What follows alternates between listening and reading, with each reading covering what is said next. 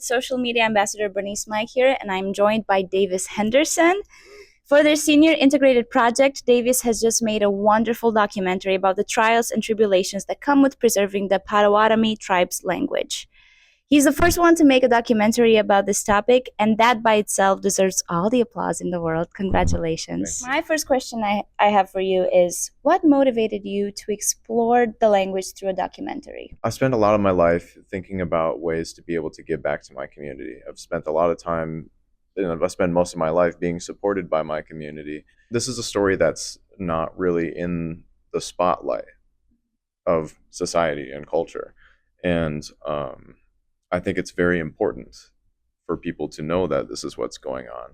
We gather on my tribe's ancestral land of Machibi and just a land acknowledgement is it's good steps forward, but it's not enough, and I feel like I could be able to offer that perspective to others. So, in the documentary, you had a few speakers who shared their experiences about learning the Potawatomi language and how difficult it has been to find resources that would guide their learning experience.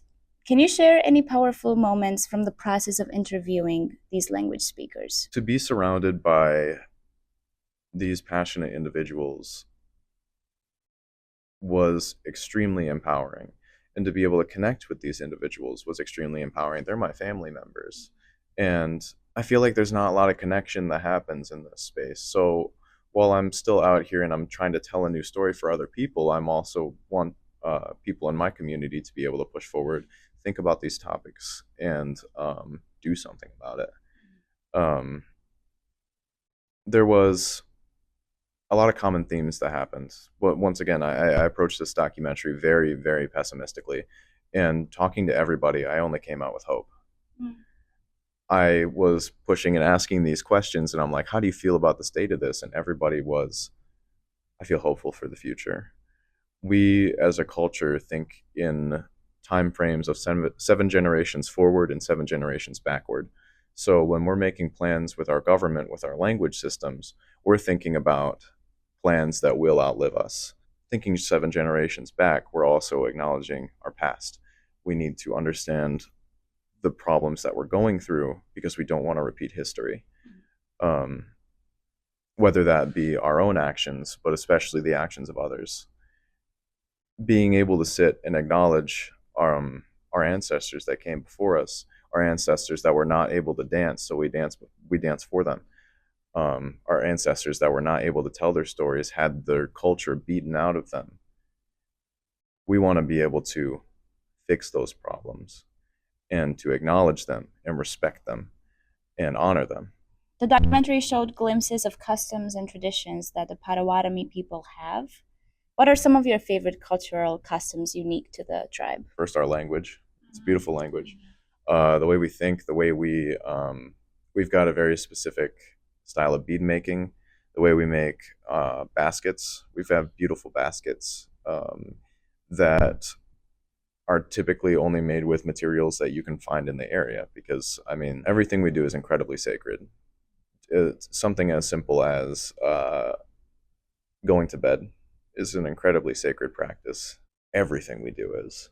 And it can be stressful at times to be incorrect, but we always move forward with the idea to be positive and have good intention. Because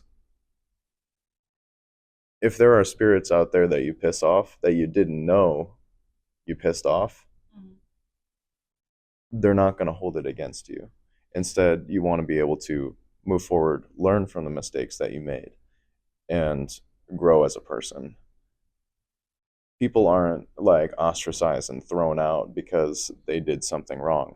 They're sat down and educated. How did you decide what style and tone would best capture the emotional essence of the language and culture? A lot of it, in a lot of the nature of documentary filmmaking, is you're not going to know how it goes until you go and do it.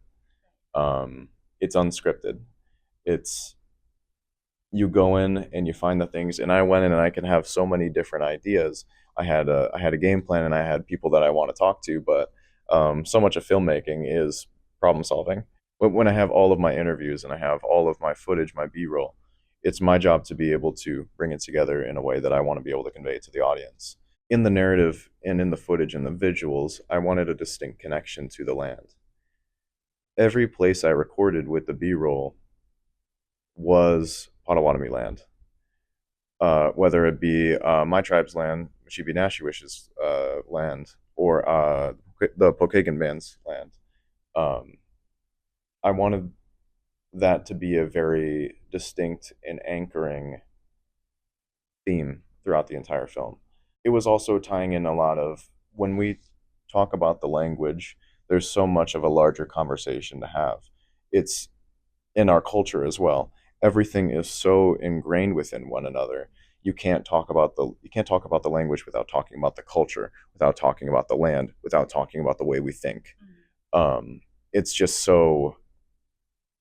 I mean, we're a group of people that were we're we were isolated. You know, we're isolated people from all of the other stuff that was going on in the world.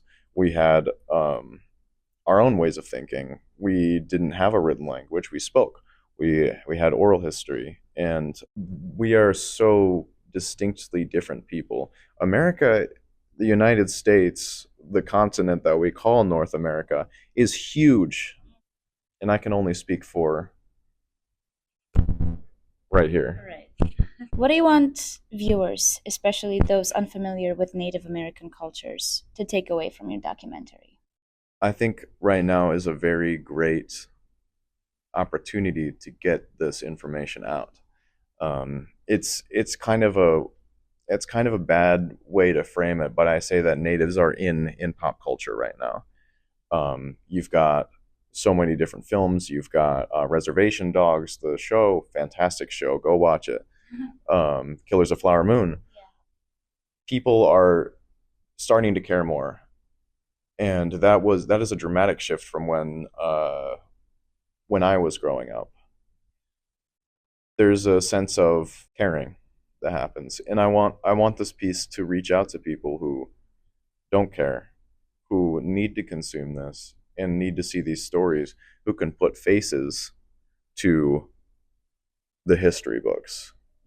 I've got many individuals there. I wanted names. I wanted their Anishinaabe Naswins.